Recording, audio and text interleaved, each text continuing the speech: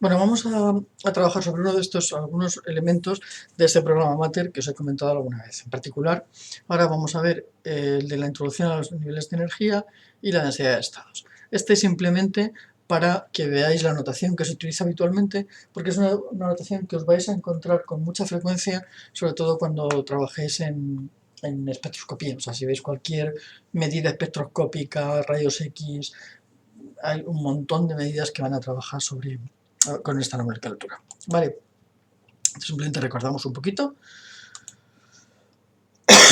Estos son los niveles de energía. Tendríamos un átomo, hemos cogido como ejemplo un átomo de boro, 1s, 2s, 2p. La terminología es la que conocéis, 1s, 2s, 2p, y esto es la terminología en términos, lo que se conoce terminología KLM, que es la que se utiliza más en espectroscopía. Vale, capa K es el nivel 1s, la capa L son los 2s, la capa L2, L3 son los 2p. Cerramos aquí. Bueno, entonces, lo primero que tenemos que hacer es definir lo que entendemos por la energía de enlace de un electrón. ¿Vale? Definir lo que entendemos por la energía de un electrón. Normalmente se define como la energía, se define el cero de energía de tal manera que es la energía que posee un electrón libre, es decir, cuando está suficientemente lejos del átomo como para poder ser considerado que está libre, que no pertenece a ese átomo. Cuando el electrón está unido al átomo, cuando pertenece a ese átomo, hablamos entonces de un electrón localizado. Cuando hablamos de electrones localizados, se trata de electrones que están localizados, que pertenecen, que sabemos a qué átomo pertenecen, y cuando hablamos de electrones deslocalizados, son electrones que pertenecen a varias moléculas o a varias partes del cristal, es decir, que no podemos saber exactamente de qué átomo provienen. Estamos hablando de electrones que han participado en el enlace, electrones de la banda de conducción o electrones de la banda de valencia. En espectroscopía suele ser más frecuente, claro, si yo defino las energías de enlace de tal manera que el cero de energía está en el caso del electrón libre, es decir, cuando el electrón está en el infinito respecto al átomo, pues entonces las energías van a ser negativas. En espectroscopía se suelen manejar, por comodidad, energías positivas porque se cambia el origen de energías y entonces se define la energía de enlace del electrón como la energía que yo tendría que aplicar para extraer al electrón hasta el infinito. Claro, el signo es el contrario, obviamente. Cuando dos átomos se acercan para formar un enlace, claro, lo que ocurre es que yo tengo dos átomos y los dos átomos son idénticos, es decir, que sus niveles 1s, 2s y 2p están exactamente en el mismo sitio. Cuando se acercan, ¿qué es lo que va a pasar? Que los niveles más externos de esos átomos empiezan a solaparse. Se tienen que solapar porque si no, cuando se van acercando, llega un momento en que tienen que solaparse. No tiene mucha más. Entonces, bueno, pues esos se solapan, pero el principio de exclusión de Pauli sabemos que nos impide que esos dos electrones estén colocados exactamente en el mismo sitio. De tal manera que, ¿qué tiene que ocurrir? Pues tiene que ocurrir que los niveles atómicos se desdoblen, es decir, el nivel, por ejemplo, 2s de uno de los átomos se subiría un poquito respecto al átomo, el del otro bajaría un poquito respecto al átomo. A medida que yo voy juntando más y más átomos, ¿qué es lo que va a pasar? Pues que esa separación entre los niveles va siendo cada vez más pequeña y por lo tanto se forma lo que conocemos como bandas de energía. Una vez que esos electrones, que son los electrones externos, están en esas bandas de energía, yo ya no puedo hablar de electrones localizados, porque no sé exactamente si ese electrón es el que proviene de un átomo, del nivel 2s de un átomo o del nivel 2s del otro. Los electrones que están en niveles internos de las capas internas, esos permanecen localizados, no participan, digamos que no participarían de las bandas, o sea, no participan del enlace. La notación, pues la notación normalmente se trabaja con la notación, sobre todo en espectroscopía, KLM, tenéis aquí, K, L1, L2, L3, veis que bueno, hacen referencia por una parte al número cuántico, al principal y al momento angular. Aquí tenéis toda la distribución, podéis ir viendo todos ellos, ¿vale? Y bueno, es como digo, la notación más típica, más utilizada en espectroscopía. ¿Por qué es tan importante tener clara esta notación que se utiliza en espectroscopía?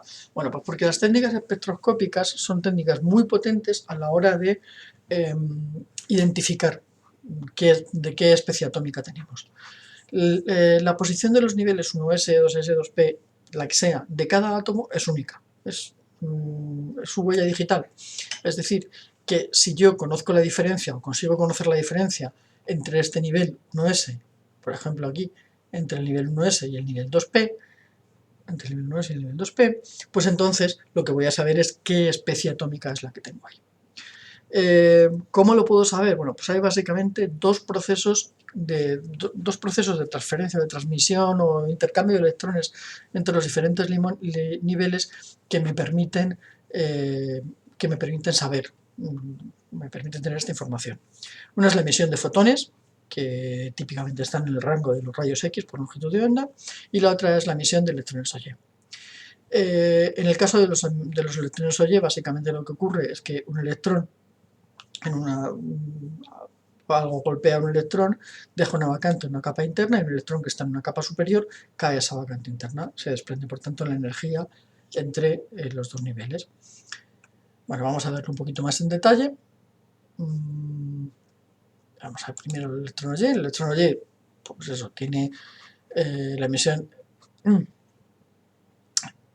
En este caso, por ejemplo, vamos a ver aquí directamente con un ejemplo. Tenemos una capa K, que es la de dentro, o sea, es la primera capa. Tenemos una capa K, un electrón de la capa K es golpeado, o sea, es extraído del átomo por una perturbación del tipo que sea, y por lo tanto, en esa capa K interna aparece una vacante. Esa vacante se va a rellenar con un electrón de una capa más externa que va a tender a minimizar la energía del átomo.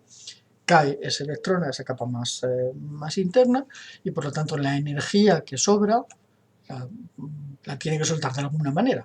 Vamos, se pierde en la emisión y esa energía la podemos detectar de alguna manera. Entonces esto es lo que se conoce como el electrón. ¿Vale? Esta es esta energía característica. En el caso de los rayos X, en el caso de los fotones, pues se podrá emitir un fotón, es decir, tendremos una transición radiativa cuando un electrón caiga de un nivel a otro, siempre que se cumplan las reglas de selección. Reglas de selección que vamos a recordar, las dos principales afectan a los números cuánticos L y J. En el caso de L dice que tiene que cambiar en una unidad, en el caso de J nos dice que tiene que cambiar en una unidad o no cambiar. ¿Vale? Pues vamos a ver un ejemplo, con este ejemplo que teníamos aquí. Por ejemplo, si yo pretendiera que este electrón caiga a esta vacante, L igual a 0, L igual a 0, ¿qué es lo que va a ocurrir? Pues va a ocurrir que no es posible que se emita un fotón. Sin embargo, si yo cojo un electrón de aquí que tiene L1, entonces sí va a poder ocurrir que venga a rellenar esta vacante, porque hay un delta de L igual a 1. Y por lo tanto se ha emitido un fotón. Ese fotón tendrá una energía característica que es igual a la diferencia entre estos dos niveles. Y eso es característico de este átomo. Por lo tanto, si yo detecto un fotón de esta energía, sé que lo que tengo es esta especie atómica. ¿Vale? Bueno, estos son los diagramas que se utilizan habitualmente para representar. En este caso se ha representado el 0 aquí y el 190, la energía máxima aquí, que es la de la capa K, porque estamos entendiendo energías de enlace. ¿Vale? Se producen, por tanto, las transiciones, que pueden ser de rayos X o que pueden ser de emisión de electrones Y. ¿Vale? Esas emisiones, de nuevo en espectroscopía, se suelen utilizar, esta es la terminología característica para los rayos X, K-alfa 1, K-alfa 2, L beta 1, esta, corresponden a que el electrón que ha sido expulsado o extraído provenga de estas capas. El electrón que rellena el estado vacío pues es este, ¿vale? Y esta sería la notación de la línea. Cuando veamos algo de rayos X, pues veréis que se dice que, por ejemplo, se ha utilizado para hacer los rayos X la línea K sub alfa 1 del cobre. Eso quiere decir que hemos cogido un blanco de cobre, hemos golpeado para que se produzca esa emisión de ese intercambio de electrones de unos niveles a otros, y lo que estamos haciendo es utilizar la transición, la energía, los fotones que se desprenden cuando el electrón proviene de la capa K.